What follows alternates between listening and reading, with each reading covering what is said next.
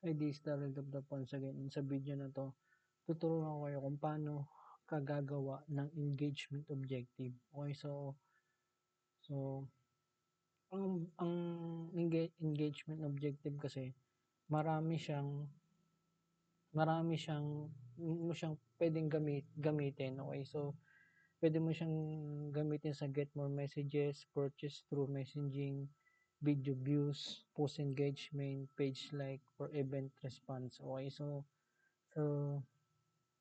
So, gawa na tayo ng engagement ngayon. Okay, so dito sa dashboard mo ng adsmanager.facebook.com, click mo tong create. Okay, so click mo ng create, piliin mo tong engagement.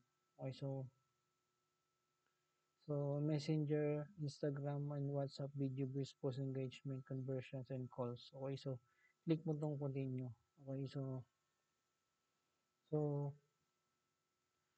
piliin natin tong recommended settings. Okay, so click continue.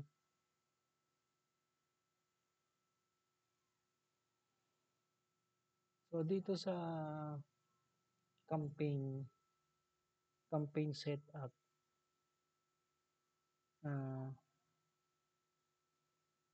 wala ka nang babaguhin dito. Pwede mo lang baguhin dito is campaign name. Okay, so itong live video ad, again, ito pwede mo tong i-on kung kung live video, magla-live ka. Okay, so advantage plus on. Okay. So pwede mong campaign budget, pwede mong ad set budget. Okay, so pili natin campaign budget, tapos pwede kang mag-set dito ng budget mo. Okay, so 100 per day, daily budget. Okay, so so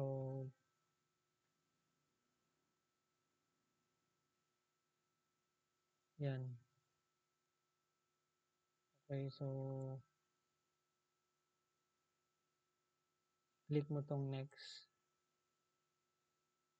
Okay,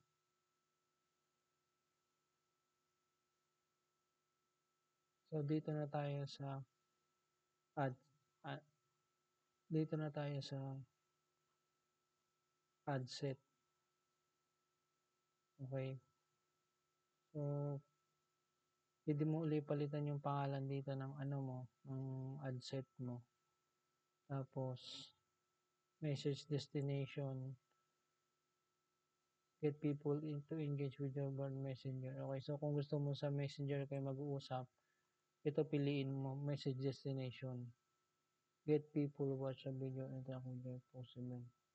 Okay, so kung gusto mo website, kung may sarili ka website, get people engage with your website. Okay, so yun. Tapos pipili ka ng Facebook page mo. Okay, so pili ka ng Facebook page mo. Kung anong gagamitin mo na Facebook page. Okay, so yun, pipiliin mo lang kung maximize number of messaging conversation. Okay, tapos dito na pipiliin mo yung kung gusto mo mag-set ng date, kung gusto mo isang araw lang, 3 araw lang. Okay, so kung gusto mo naman ongoing siya, i-stop mo na lang siya kung gusto mo. Okay, so sa audience is dito, click mo lang dito sa suggest an audience. Click mo lang dito kung gusto mo 35, 30 to 45. Okay, so kung gusto mo, yan yung target age ng mga prospect mo. Okay, so demographics, pili ka lang na kung anong depende sa kung ano sa business mo, no, pili ka lang kung beauty products ang business mo, pwede mong piliin dito mga babae lang. Pwede mong i-target dito, halimbawa, Avon. Okay, so Avon products. Okay, so nandito siya Avon products. So pwede mo siyang pwede mo siyang ma-target ng specific na ano 'no, na mga tao. Okey, so dito sa baba, okey na, click mo lang yung next. Tapos dito na tayo sa add level. Okey, sa add level dito mo mailalagay yung creative mo, yung kung video ba, kung image ba. Okey, so kung gusto mong use existing post, gusto mong create ad, so sa'tin gawin nating use existing post. Tapos pumili ka ng post mo, okey. At dito kasi wala pa akong post kaya, sample ano lang 'to, sample ad account lang 'to kaya wala pa akong post. 'Pag kinlik mo 'tong select post, lalabas diyan yung mga post mo na puwede mong piliin. So 'pag pili mo, i-continue mo lang siya. Okey, so tapos lalabas dito yung ad preview mo. Okey, so yun yung ano, yun yung paggawa ng tapos publish mo na siya kung okey na. Okey, so yun yung paggagawa ng engagement. Okey, so puwede siyang mapunta sa website, puwedeng direkta sa Messenger mo, sa WhatsApp mo.